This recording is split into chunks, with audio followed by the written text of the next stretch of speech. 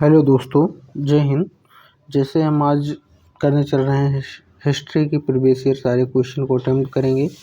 आज हिस्ट्री में हम एशियंट हिस्ट्री को आज कवर करने वाले हैं। State PCS, UPSC, SSC and other exam में हिस्ट्री में आए प्रीवियस ईयर को आज हम कवर करेंगे। चलते हैं, देखते हैं क्वेश्चन। फर्स्ट को हम देखते हैं।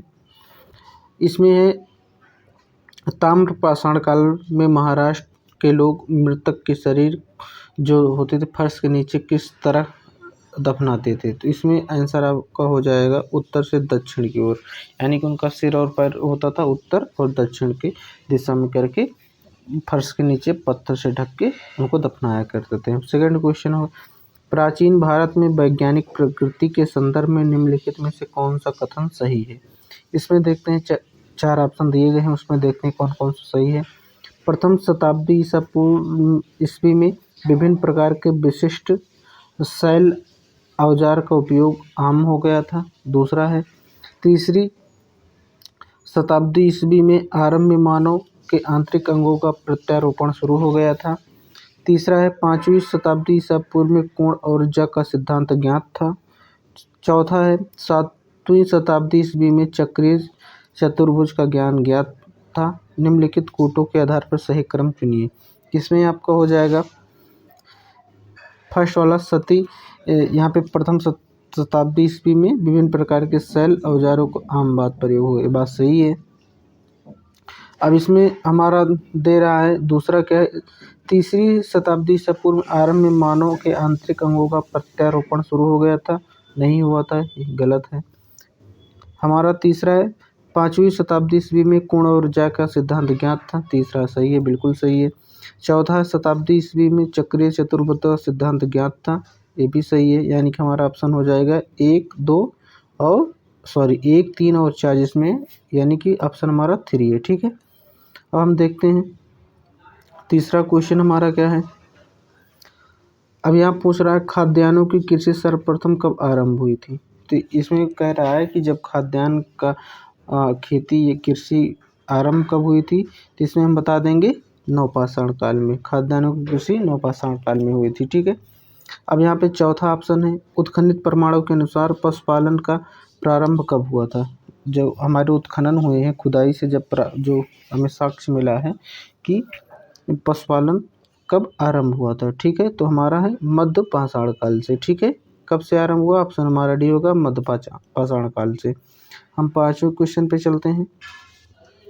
इसमें बोला निम्नलिखित में से किसे फलक संस्कृत कहा जाता है। फलक मतलब आपको जैसे जो पत्थर के टुकड़े के किनारे नोकदार धारदार जो पत्थर होते थे उन्हीं को फलक कहा जाता था। ठीक है, इससे शिकार किया जाता था, हथियार के तौर पे यूज किया जाता था। ठीक है, तो 21 काल में हुए थे, मध्य पाषाण कालीन संस्कृत में हुई थी। फलक का युग कब हुआ था, मध्य पाषाण कालीन संस्कृत में हुआ था। ठीक है, हमारा 6 नंबर क्वेश्चन है, यहाँ है मध्य पाषाणिक संदर्भ में वन धान का प्रमाण कहाँ से मिलता है। ठीक है, जो हमारा मध्यकालीन पाषाणिक काल था, वन्य धान का प्रमाण कहाँ से मिलता है हमारा, आप इसको जानते हैं चौपनी मांडो से मिलता है। ठीक है, क्वेश्चन नंबर हम नेक्स्ट चलेंगे 7 पे। यहाँ पे बोल रहा है प्राचीनतम कलाकृतियों का प्रमाण संबंधित है। इसमें बोल रहा है जो प्राचीनतम कलाकृति जो कला बनाई जाती थी वो किससे संबंधित है, तो हो जाएगा उच्च पूर्व पाषाण काल से, ऑप्शन सी। तो हमारा प्राचीनतम कलाकृतियों कब से मिलता है, यानी कि आदिमानव समय से, उच्च पूर्व पाषाण काल से। ठीक है, हमारा 8वां क्वेश्चन देखते हैं। सराय नाहर राय और मादाहा संबंधित है, तो आप इसको जानते हैं गंगा घाटी के मध्य पाषाण कालीन संस्कृति से। ठीक है, वो उत्तर प्रदेश स्पेशल में भी आ जाता है। ठीक है, ये कब आया था, UP PCS pre optional history में आया था, जब ऑप्शनल हुआ करता था। अब देखते हैं हमारा 9 नंबर क्वेश्चन।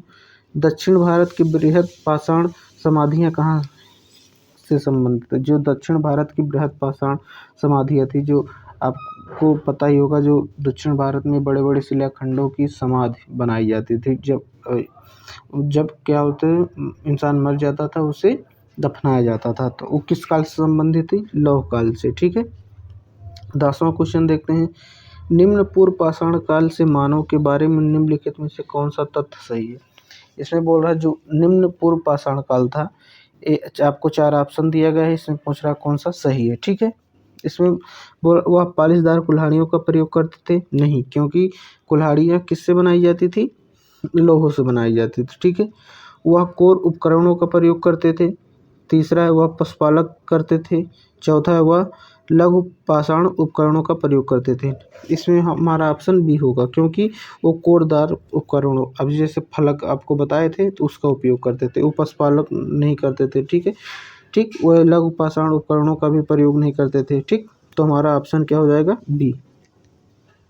हम नेक्स्ट क्वेश्चन पे चलते हैं। हमारा क्वेश्चन 11, बृहद पाषाण स्मारकों की पहचान की गई। ठीक है, जो हमारे बृहद पाषाण स्मारक थे उनकी पहचान किससे की गई थी, तो हमारा सन्यासी गुफाओं के रूप में, गलत है। मंदिर के रूप में, गलत है। उपयोग में से कोई नहीं, गलत। हमारा बी ऑप्शन है मृतकों के दफनाने के स्थान पे, जो जहाँ पे उनको दफनाया जाता था। ठीक है, बृहद पाषाण काल स्मारक की पहचान की गई थी। हमारा 12वां है, दक्षिण भारत की महापाषाणिक समाधियाँ किस काल से संबंधित मानी जाती है। दक्षिण भारत में, अभी देखो वही क्वेश्चन बार बार रिपीट कर रहा है। ठीक है, तो किस काल से संबंधित थी, लौह काल से। ठीक है, अब यहाँ पे देखते हैं हमारा 13, राख का टीला निम्नलिखित में से किस नवपाषाणिक स्थल से संबंधित है। जो राख का टीला था वो किस हमारा नवपाषाणिक काल स्थल से संबंधित है, संगन कल्लू से। ठीक है, जो राख का टीला मिलता था तो पूछ रहा है कि किस नवपाषाणिक काल से संबंधित है, तो हम इसमें बता देंगे ऑप्शन बी, संगन कल्लू। ठीक है, इसमें बोल रहा है राख के टीले किस क्षेत्र में नवपाषाणिक संस्कृति से संबंधित है। ऑप्शन एक, पूर्वी भारत, दक्षिणी भारत, और हमारा आता है उत्तरी बिंद और कश्मीर घाटी। तो इसमें हमारा ऑप्शन क्या आ जाएगा, ऑप्शन हमारा बी आ जाएगा। ऑप्शन हमारा बी क्या है, दक्षिण भारत से संबंधित, जैसे आपको ऊपर बार बार पूछा है। ठीक है, नेक्स्ट हम चलते हैं हमारा क्वेश्चन 5, पूर्व पाषाणकालीन मानव का मुख्य धंधा क्या था। अब जो हमारे पूर्व पाषाणकालीन मानव थे उनका क्या धंधा था, तो बोल रहा है कि कृषि करना, कृषि करते ही नहीं थे, मिट्टी के बर्तन बनाते ही नहीं, पशुपालन उन्हें पता ही नहीं था, तो क्या करते थे, शिकार खेलना, शिकार खेलते थे, उसको शिकार करके अपनी खाद्य सामग्री एकत्रित करते थे। ठीक है, सिहावल एक पुरा स्थल है, यानी कि पूछ रहा सिहावल किस काल से संबंधित है, तो हो जाएगा निम्न पूर्व पाषाण काल की संस्कृति से संबंधित है। ठीक है, डायरेक्ट क्वेश्चन पूछ लेता है। आगे देखते हैं, लंबोत पुरातात्विक खनन के आधार पर किस संस्कृति ने इनमें से पक्ष विशेष ज्ञान होता है। ये पूछ रहा है जो लंबोत पुरातात्विक उत्खनन के आधार पर किस संस्कृति, इनमें से जो आपके चारों ऑप्शन दिए हैं किसकी विशेषता बता रहा है। ठीक है, संस्कृत के क्षेत्र का विस्तार का, संस्कृत के आकार का, संस्कृत के स्वरूप का, संस्कृत के काल मापन का, तो इसमें हो जाएगा ऑप्शन 4, संस्कृत के काल मापन का। ठीक, ये बोल रहा है अल्मोड़ा के निकट लखओडार पर लाल रंग की उकेरी गई मानव आकृतियाँ मिली, वो किस काल से संबंधित है। ठीक है, तो बोल रहा है अल्मोड़ा एक जगह है जो लखओडार पर लाल रंग की उकेरी गई मानव आकृतियाँ मिली, वो किस काल से संबंधित है, पाषाण काल से संबंधित। हमारा ऑप्शन सी सही होगा। ठीक है, प्राचीन काल में आर्यों के जीवोपार्जन का मुख्य साधन क्या था। ये पूछ रहा प्राचीन काल में जो आर्य थे उनके जीवन, यानी कि वो किस तरह से अपने जीवन यापन करते थे, उनका मुख्य साधन क्या था, तो इसमें क्या हो जाएगा, कृषि था। ठीक है, निम्नलिखित में से किसको चलकोथिक युग कहा जाता है। आपके 4 ऑप्शन दिए गए हैं, इसमें पूछ रहा है कि किस युग को चलकोथिक युग कहा जाता है। ठीक है, पुरापाषाण काल को, कि नवपाषाण काल को, ताम्र पाषाण काल को, कि लौह युग को, तो इसमें हो जाएगा हमारा ऑप्शन सी, ताम्र पाषाण काल को हमारा चल को लिथिक युग कहा जाता था। ठीक है, हमारा क्वेश्चन आ जाएगा 11, तो इसमें हम देखते हैं मध्य प्रदेश की प्रागैतिहासिक जो हमारा शिला चित्र कहाँ पाए जाते हैं। आप इसको बहुत अच्छे जानते हैं, बाकी गुफाएं में नहीं, उदयगिरी में नहीं, सोनगिरी में नहीं, तो ये हमारा भीमबेटका कहाँ है, मध्य प्रदेश में। एक प्रागैतिहासिक काल की शैल चित्र पाई गई। ठीक है, भारत में किस शिलाश्रय में सर्वाधिक चित्र प्राप्त हुए? आपको ये भी पता होगा, भीमबेटका में सर्वाधिक क्या हुए? शिलाश्रय सर्वाधिक प्राप्त हुए। ऑप्शन हमारा बी सही होगा। ठीक, आगे हम चलते हैं। भारत के कुछ लोगों, जैसे बोला है, भारत के कुछ क्षेत्रों में लोग जमीन के अंदर गड्ढे में रहते थे।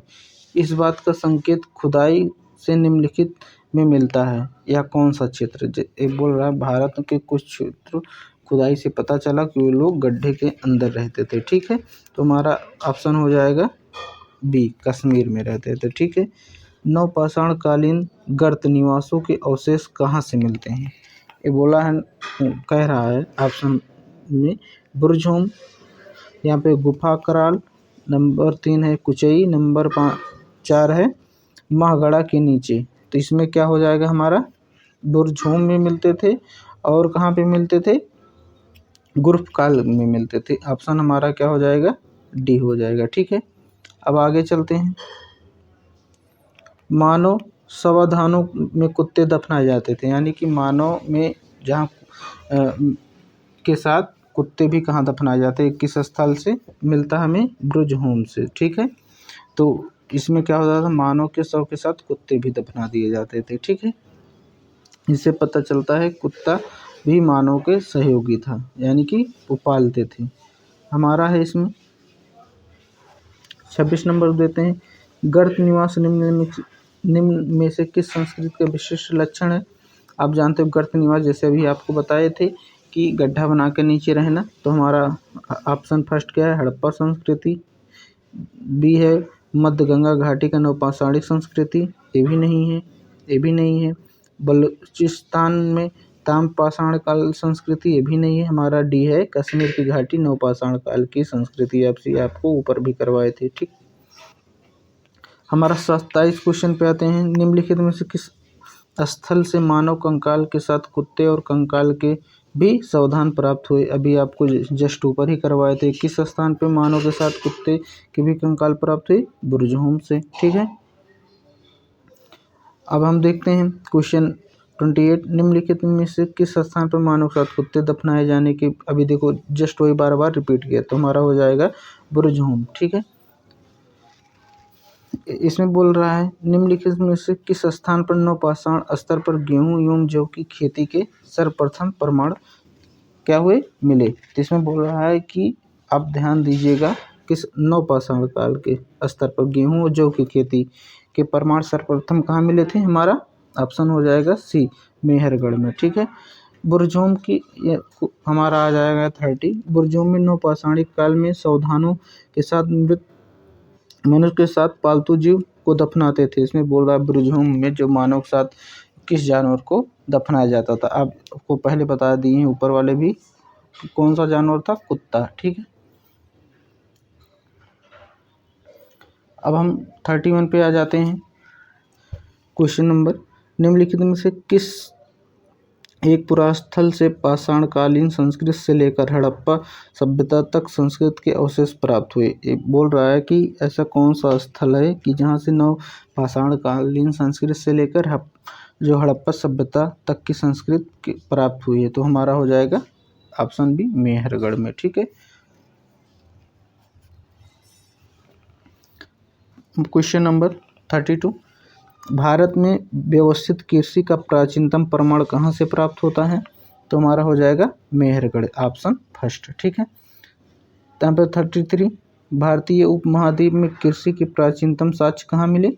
अभी आपको जस्ट ऊपर करवाए, मेहरगढ़ में। ठीक है, जो भारतीय महाद्वीप है, कृषि के सबसे प्राचीनतम साक्ष्य कहाँ से मिले थे? मेहरगढ़ से। ठीक है, अब क्वेश्चन नंबर 34। भारतीय उपमहाद्वीप में कृषि के प्राचीनतम साक्ष्य कहाँ मिले? अभी आपको जस्ट ऊपर करवाए थे, मेहरगढ़। बार बार वही चीज़ क्या कर रहा है? क्वेश्चन को रिपीट कर रहा है। ठीक है, हम इसको कवर कर रहे हैं all exams, state PCS, police, SSC, GD and other exam में जो एशियंट हिस्ट्री के यानी प्राचीन भारत के इतिहास जो है, जितने भी क्वेश्चन आए हुए हैं उन सबको हम कवर करते हुए चल रहे हैं।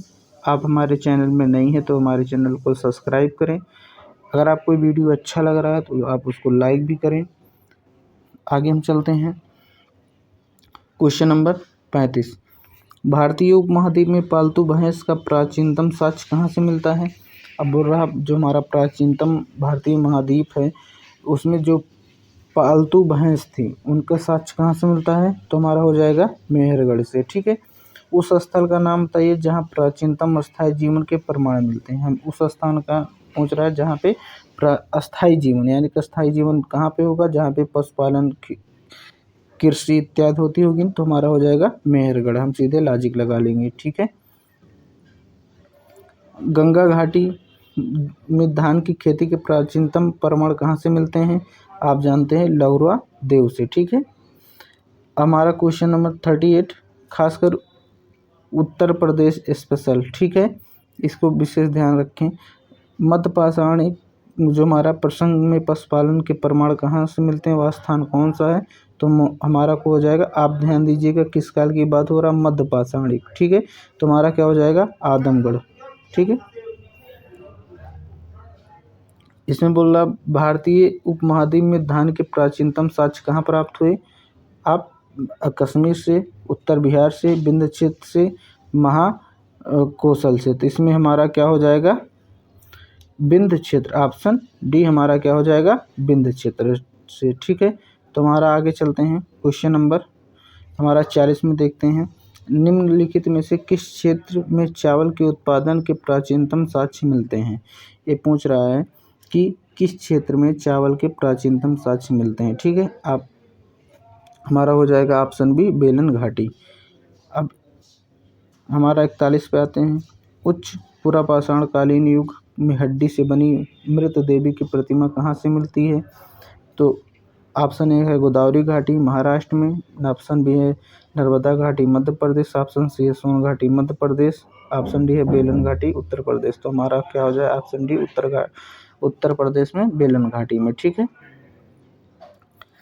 यहाँ पे आ जाएंगे हम 42 क्वेश्चन पे, निम्नलिखित में से किस क्षेत्र में पुरापाषाण काल, मध्यपाषाण काल और नवपाषाण काल के अवशेष के क्रम पाए गए। ठीक है, इसमें ऑप्शन हो जाएगा बेलन घाटी उत्तर प्रदेश में एक ऐसा स्थल है जहाँ पे पुरापाषाण काल, मध्यपाषाण काल और नवपाषाण काल के भी अवशेष वहाँ पे मिले हैं। ठीक है, हमारा हो जाएगा। अब आते हैं क्वेश्चन नंबर 43 में, निम्नलिखित में प्रागैतिहासिक मानव का प्राचीनतम जीवाश्म निम्नलिखित में से किस स्थान से मिला। ये पूछ रहा है जो प्रागैतिहासिक मानव का प्राचीनतम जीवन साक्ष्य किस स्थान से मिला है। ठीक है, तो इसमें देखते हैं, हमारा ऑप्शन है भीमबेटका, बी है हाथनोरा, नंबर सी है सराय नाहर राय, नंबर बी है दमदमा। तो हमारा क्या हो जाएगा, हाथनोरा से मिला। ठीक है, अब हम आते हैं 44 पे, मानव द्वारा सर्वप्रथम प्रयुक्त अनाज कौन था, आप इसको सभी जानते हो, जौ था। ठीक है, निम्नलिखित में से किस एक मध्यपाषाणिक काल से हड्डी से बने आभूषण प्राप्त हुए। ये पूछ रहा है किस मध्यपाषाणिक काल में कहाँ पर हड्डी के बने आभूषण प्राप्त हुए थे, हमारा आ जाएगा मगध से। ठीक है, हमारा आ जाएगा 46 क्वेश्चन नंबर, होमो इरेक्टस एक क्या था, कपाल, निम्नलिखित किस स्थान से प्राप्त हुआ था, तो हमारा हो जाए नर्मदा घाटी के हाथनोरा से। कौन प्राप्त हुआ था, होमो इरेक्टस एक कपाल प्राप्त हुआ था। ठीक है, हड्डी से निर्मित आभूषण भारत में मध्यपाषाण काल के संदर्भ में प्राप्त हुए थे, अभी आपको करवाए थे। हमारा क्या कहाँ से मिलेगा, मगध से। ठीक है, हम आते हैं 48 क्वेश्चन नंबर पे, हमारा है निम्नलिखित किस स्थान पर हड्डी के बने उपकरण प्राप्त हुए, अभी आपको बताए, हमारा कहाँ से मिला है, ऑप्शन सी मगध से। ठीक है, अब आपके देखते हैं, निम्नलिखित में एक ही कब्र से 3 मानव के कंकाल कहाँ से प्राप्त हुए।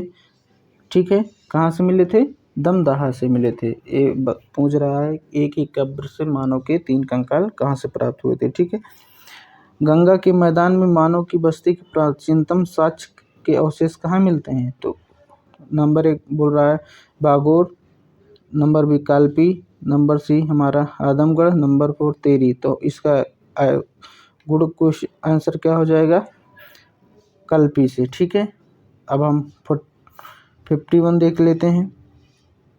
धेधरी एक परवर्ती हड़प्पीय पुरास्थल है। यह कहाँ पे स्थित है? तुम्हारा हो जाएगा पंजाब से। दोस्तों आज हम इतना क्वेश्चन करेंगे। आप हमारे वीडियो को देखने के लिए हमारे चैनल को सब्सक्राइब करें, लाइक करें और शेयर करें।